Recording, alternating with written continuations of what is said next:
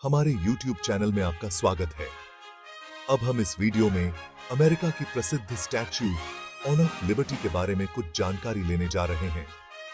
Video शुरू होने से पहले कृपया हमारे चैनल को सब्सक्राइब और लाइक करें। न्यूयॉर्क हार्बर में लिबर्टी आइलैंड पे खड़ी स्टैच्यू ऑफ लिबर्टी दुनिया में आजादी और लोकतंत्र का सबसे पहचानने वाला निशान है। अपने उठे हुए मशाल और लहराते हुए कपड़ों के साथ उन्होंने लाखों अप्रवासियों का अमेरिकी तटों पर स्वागत किया है। वो फ्रांस और यूनाइटेड स्टेट्स के बीच स्थायी दोस्ती का प्रमाण है। स्टैच्यू ऑफ लिबर्टी का पूरा नाम लिबर्टी एनलाइटनिंग द वर्ल्ड है। हर साल लाखों लोग स्टैच्यू ऑफ लिबर्टी देखने आते हैं। स्टैच्यू ऑफ लिबर्टी सिर्फ अतीत का एक स्मारक नहीं है, बल्कि भविष्य के लिए आशा की किरण है। स्टैच्यू ऑफ लिबर्टी की कहानी अमेरिकी गृहयुद्ध के बाद शुरू होती है। एडवार्ड रेने दे ला बुलय, जो एक फ्रांसीसी इतिहासकार और गुलामी उन्मूलनवादी थे, संघ की जीत और गुलामी के उन्मूलन से बहुत प्रभावित हुए थे। उनका मानना था कि इन जीत का जश्न मनाने और फ्रांस और यूनाइटेड स्टेट्स के बीच संबंधों को मजबूत करने के लिए एक भव्य संकेत की जरूरत है। 1865 में अपने घर पर एक डिनर पार्टी में ला बुलाये ने अपना विचार फ्रेडेरिक ऑगस्टे बार्थोल्दी नामक एक युवा मूर्तिकार के साथ साझा किया। ला बुलाये ने एक विशाल मूर्ति की कल्पना की जो आजादी और ज्ञान का प्रतीक हो, फ्रांसीसी लोगों से अमेरिकी लोगों के लिए एक उपहार के रूप में। बार्थोल्दी तुरंत इस विचार से मोहित हो गए। वो पहले से ही कई बड़े पैमाने पर मूर्तियों को डिजाइन कर चुके थे और उन्हें एक ऐसे स्मारक को बनाने की चुनौती पसंद आई जो विस्मय और आश्चर्य को प्रेरित करे। हालांकि इस परियोजना को कई बाधाओं का सामना करना पड़ा। फ्रांस और यूनाइटेड स्टेट्स दोनों में आवश्यक धन जुटाना मुश्किल साबित हुआ। फ्रांस में राजनीतिक माहौल भी अनिश्चित था। क्षितिज पर फ्रैंको प्रूशियन युद्ध मंडरा रहा था। इन चुनौतियों के बावजूद ला बुलाये और बार्थोल्दी ने परियोजना की शक्ति में अपने साझा विश्वास से प्रेरित होकर दृढ़ता से काम लिया। इतने विशाल आकार की मूर्ति को डिजाइन करना और बनाना अभूतपूर्व इंजीनियरिंग चुनौतियों का काम था।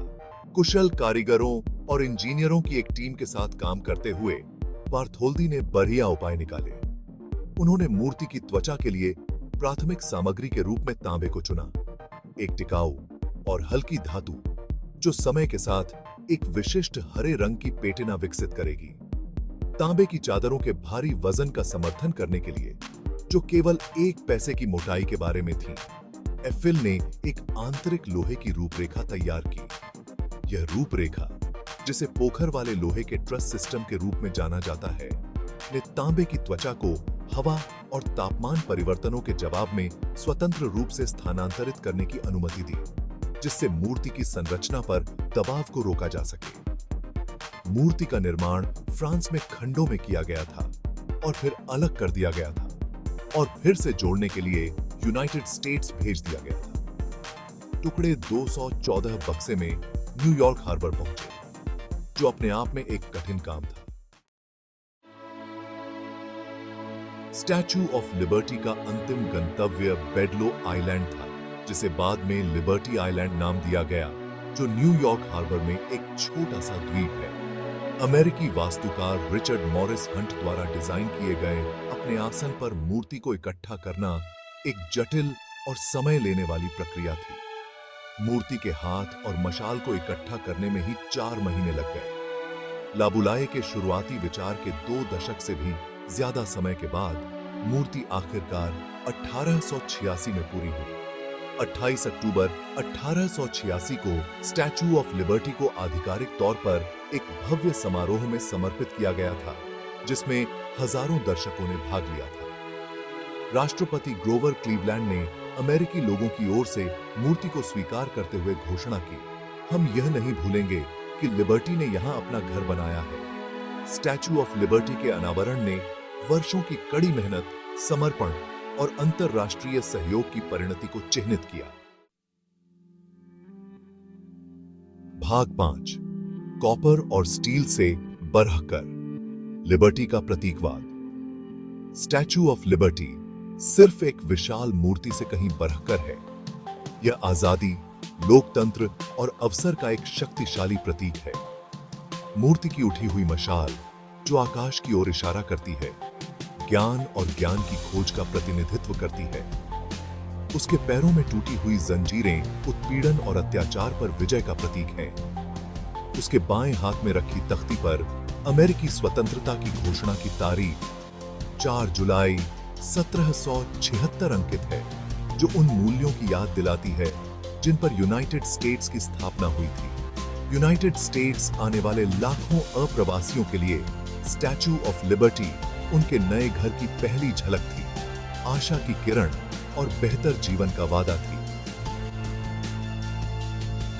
अप्रवासियों के लिए प्रवेश के एक प्रमुख बंदरगाह न्यूयॉर्क हार्बर के प्रवेश द्वार पर मूर्ति के स्थान ने स्वागत और समावेश के अपने संदेश को पुष्ट किया।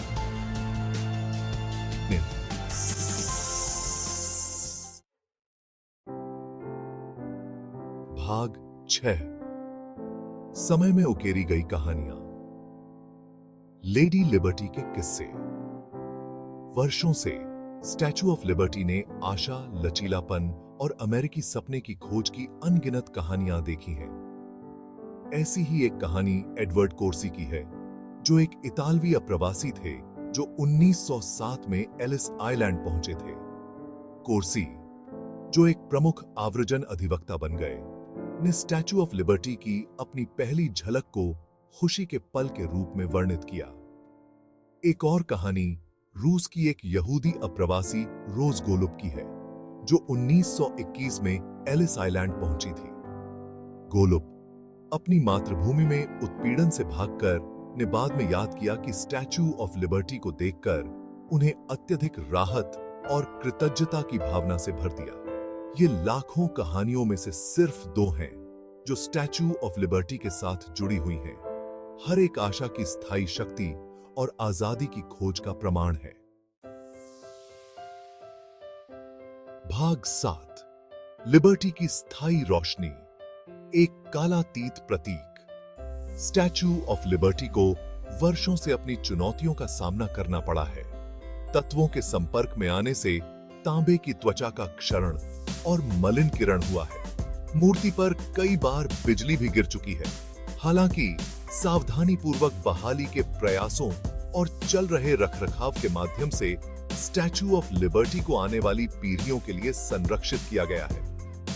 आज स्टैचू ऑफ लिबर्टी पहले की तरह ही प्रासंगिक और प्रेरक बनी हुई है। वो न केवल यूनाइटेड स्टेट्स के लिए बल्कि दुनिया भर के लोगों के लिए लोकतंत्र, आजादी और अवसर के प्रतीक के रूप में खड़ी है। आशा का संदेश और स्वागत का संदेश जीवन के सभी क्षेत्रों के लोगों के साथ गूंजता रहता है, जो हमें याद दिलाता है कि स्वतंत्रता और न्याय की खोज एक सार्वभौमिक आकांक्षा है। भाग 8, लेडी लिबर्टी का दौरा, याद रखने लायक एक यात्रा। स्टैचू ऑफ लिबर्टी का दौरा करना एक अविस्मरणीय अनुभव है। आगंतुक लिबर्टी आइलैंड के लिए एक नाव ले जा सकते हैं और मूर्ति के मैदान का पता लगा सकते हैं। आसन के अंदर एक संग्रहालय है जो मूर्ति के डिजाइन, निर्माण और इतिहास की कहानी कहता है। वास्तव में लुभावने दृश्य के लिए आगंतुक सीढ़ियां चेयरच सकते हैं या मूर्ति के मुकुट तक लिफ्ट ले जा सकते हैं। मुकुट पर जाने के लिए टिकट सीमित है और इसे पहले से खरीदना होगा। आप दूर से मूर्ति की प्रशंसा करना चुनते हैं या उसके मुकुट पर चढ़ते हैं। स्टैचू ऑफ लिबर्टी की यात्रा एक ऐसा अनुभव है जिसे आप जल्दी नहीं भूलेंगे। यह इतिहास से जुड़ने, आजादी के अर्थ पर विचार करने और आशा की स्थायी शक्ति से प्रेरित होने का मौका है। भाग 9, निष्कर्ष, स्टैचू ऑफ लिबर्टी एक वैश्विक प्रेरणा। स्टैचू ऑफ लिबर्टी मानव भावना की स्थायी शक्ति, अंतरराष्ट्रीय सहयोग के महत्व और आजादी की सार्वभौमिक इच्छा के प्रमाण के रूप में खड़ी है। एक मूर्ति से बढ़कर वो आशा का प्रतीक है, स्वागत की किरण है और एक अनुस्मारक है कि स्वतंत्रता और न्याय की खोज एक ऐसी यात्रा है जो हम सभी को एकजुट करती है। जैसे ही हम उनकी राजसी उपस्थिति की प्रशंसा करते हैं, आइए हम उन मूल्यों को याद रखें जिनका वो प्रतिनिधित्व करती हैं और एक ऐसी दुनिया बनाने का प्रयास करती हैं जहां आजादी और अवसर सभी के लिए उपलब्ध हों।